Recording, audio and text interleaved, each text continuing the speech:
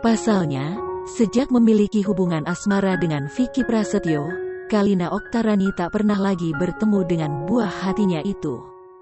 Bahkan saat resmi dipersunting oleh Vicky Prasetyo, Aska Corbuzier absen dalam momen bahagia Kalina.